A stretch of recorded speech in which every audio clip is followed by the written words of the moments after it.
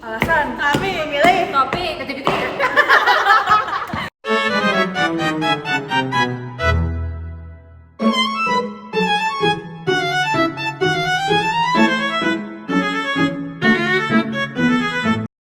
Selamat pagi Ibu dan teman-teman semua. Pada presentasi kami kepada kali ini, kelompok kami akan membahas salah satu proyek kami yang membahas tentang penggunaan ChatGPT di kalangan mahasiswa TPB FMIPA Jatinangor 2025. Selamat mendengarkan. Penelitian ini didasari oleh fenomena yang berkembang di lingkungan perkuliahan saat ini. Banyak mahasiswa sekarang memanfaatkan AI seperti ChatGPT untuk membantu memahami materi, mencari referensi, atau sampai menyelesaikan tugas-tugas. Penggunaan AI ini semakin lama semakin umum dalam kegiatan akademik sehari-hari. Di sisi lain, ada kekhawatiran bahwa penggunaan yang terlalu sering bisa membuat mahasiswa menjadi kurang mandiri, misalnya berkurangnya kreativitas atau kemampuan berpikir kritis. Selain itu, masih ada pertanyaan tentang bagaimana penggunaan AI ini dijalankan secara etis. Karena itu, penelitian ini dilakukan untuk melihat bagaimana mahasiswa menggunakan ChatGPT, apakah ada potensi ketergantungan, dan bagaimana dampaknya terhadap proses belajar mereka.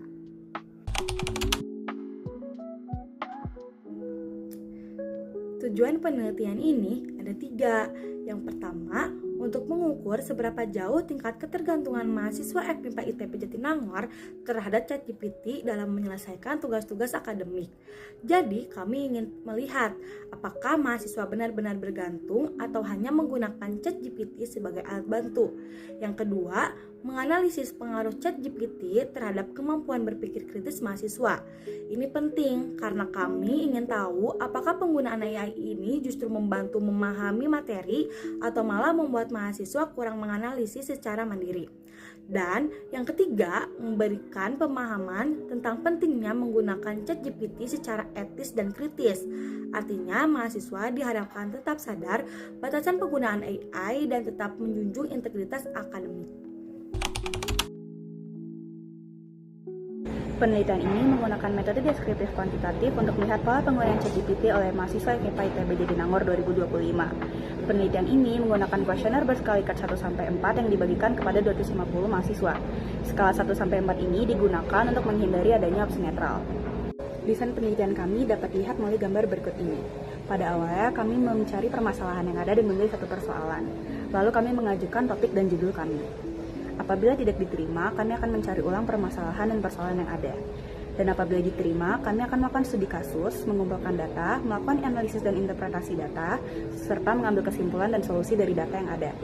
Selanjutnya, kami akan menyusun artikel dan presentasi kami untuk menghasilkan hasil akhir yaitu presentasi, artikel, serta poster kami.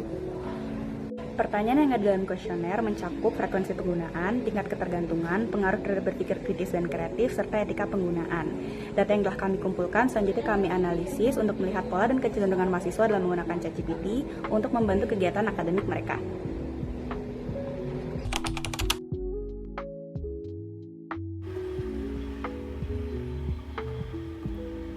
Kuesioner yang dipakai terdiri dari 2 jenis pertanyaan. Yang pertama tentang frekuensi penggunaan ChatGPT dengan pilihan setiap hari, beberapa kali seminggu, beberapa kali sebulan, jarang, dan tidak pernah. Lalu sisanya menggunakan skala Likert 1-4, di mana 1 yang berarti sangat tidak setuju, 2 tidak setuju, 3 setuju, dan 4 sangat setuju. Skala ini dipakai untuk 4 aspek, yang dimana ada ketergantungan, berpikir kritis, kreativitas, dan etika penggunaan. Kami mengambil 250 responden, di mana 250 responden tersebut menjawab 44,8% menggunakan ChatGPT beberapa kali seminggu dan 39,6% menggunakannya setiap hari. Pada bagian ketergantungan, pernyataan lebih mudah mengerjakan tugas dengan ChatGPT paling dijawab dengan skala 3. Lalu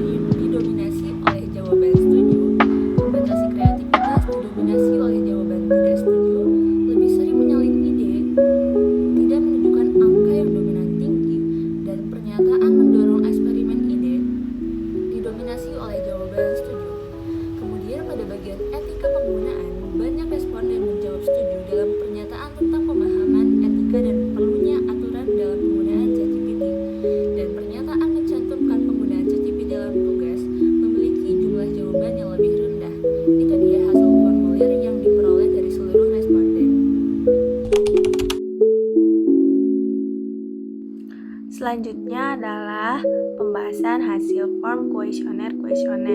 Bagian pertama kuesioner ditujukan untuk mencari tahu frekuensi penggunaan ChatGPT dan pemanfaatannya. Dengan jumlah data yang telah disebutkan sebelumnya, sebagian mahasiswa FMIPA menunjukkan menggunakan ChatGPT beberapa kali seminggu dengan memanfaatkannya untuk kebutuhan akademik mereka. Nah, penggunaan ChatGPT ini perlu diposisikan dengan bijak agar tidak mengganggu produktivitas kita sebagai mahasiswa. Bagian selanjutnya yaitu data penggunaan dan ketergantungan mahasiswa terhadap ChatGPT. Dengan jumlah data yang telah disebutkan sebelumnya, sebagian besar mahasiswa merasa ChatGPT membantu mereka dalam menyelesaikan tugas dan belajar. Namun hasil lainnya menunjukkan bahwa masih ada mahasiswa yang mampu menyelesaikan tugasnya tanpa bantuan ChatGPT. Dan masih ada mahasiswa yang mencari jawaban selain daripada ChatGPT, dan juga mayoritas mahasiswa tidak secara signifikan bergantung pada ChatGPT. Hal ini menunjukkan bahwa penggunaan ChatGPT dapat diseimbangkan dengan sumber pembelajaran konvensional dengan mengombinasikannya untuk lebih efisien. Dan juga disimpulkan bahwa penggunaan ChatGPT di kalangan mahasiswa tergolong cukup tinggi, namun dengan tingkat ketergantungan yang relatif rendah. Hal ini mencerminkan bahwa ChatGPT berperan sebagai pendukung pembelajaran, bukan pengganti sepenuhnya terhadap sumber belajar tradisional seperti buku. Karena pada dasarnya ChatGPT hanya bisa digunakan sebagai pendukung, bukan yang menggantikan sumber pembelajaran. Bagian selanjutnya adalah data pengaruh ChatGPT terhadap kemampuan berpikir kritis mahasiswa. Dengan jumlah data yang telah disebutkan sebelumnya, disimpulkan bahwa mahasiswa TPB FMIPA ITB lebih hati-hati dalam memilih dan menerima informasi yang diterima dalam penggunaan ChatGPT sebagai alat bantu. Meskipun ChatGPT membuat mereka lebih terbantu, hal ini tidak mengurangi kemampuan mahasiswa dalam berpikir kritis. Justru ketika sebagian mahasiswa menerima jawaban dari ChatGPT, mereka menelaah kembali dan membuat mahasiswa menjadi lebih berpikir kritis. Selanjutnya yaitu data pengaruh ChatGPT terhadap kreativitas mahasiswa. Disimpulkan dengan hasil penggunaan ChatGPT mampu membuat dan mendorong mahasiswa mengeksplorasi lebih banyak pola yang unik yang dapat mempercepat proses brainstorming yang biasanya membutuhkan waktu cukup lama. Hal ini menunjukkan bahwa ChatGPT merupakan alat bantu yang membuat mahasiswa fokus pada hal yang lebih penting tanpa mengurangi orisinilitas ide, yang dimana ChatGPT ini sebagai pendukung dan sumber inspirasi, bukan sebagai pengganti mencari idenya. Data terakhir yaitu data etika mahasiswa terhadap penggunaan ChatGPT. Berdasarkan hasil yang diperoleh, sebagai mayoritas mahasiswa memiliki kesadaran dan pemahaman yang tinggi terhadap etika penggunaan ChatGPT. Bagi mahasiswa, penggunaan ChatGPT perlu diatur dengan kebijakan tertentu, yang dimana mahasiswa perlu memahami batas antara bantuan ChatGPT dan juga plagiarisme, dan perlu ditanamkan lebih dalam mengenai tanggung jawab penggunaan ChatGPT kepada mahasiswa untuk menjaga aspek etika dan menjunjung tinggi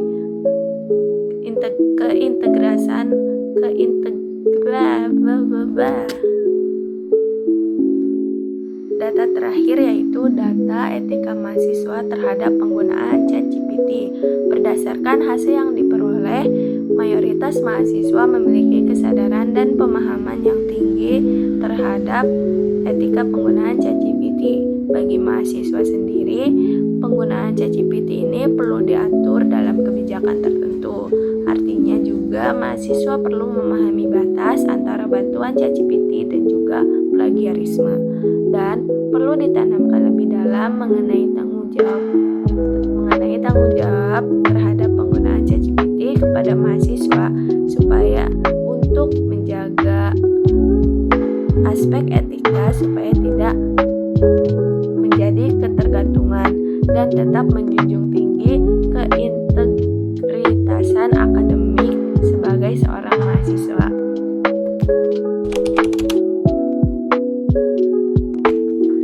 Penelitian ini menunjukkan bahwa penggunaan ChatGPT di kalangan mahasiswa TPB, FMIPA, ITB, Jatinangor tergolong tinggi. Namun, tingkat ketergantungannya masih rendah. Mahasiswa memanfaatkan ChatGPT sebagai alat bantu pembelajaran untuk memahami materi dengan lebih cepat tanpa mengurangi kemampuan berpikir kritis maupun kreativitas. ChatGPT juga berperan sebagai sumber ide tambahan, bukan sebagai pengganti pemikiran mahasiswa. Dari aspek etika, mahasiswa memiliki kesadaran yang cukup tinggi dalam menggunakan ChatGPT secara bertanggung jawab.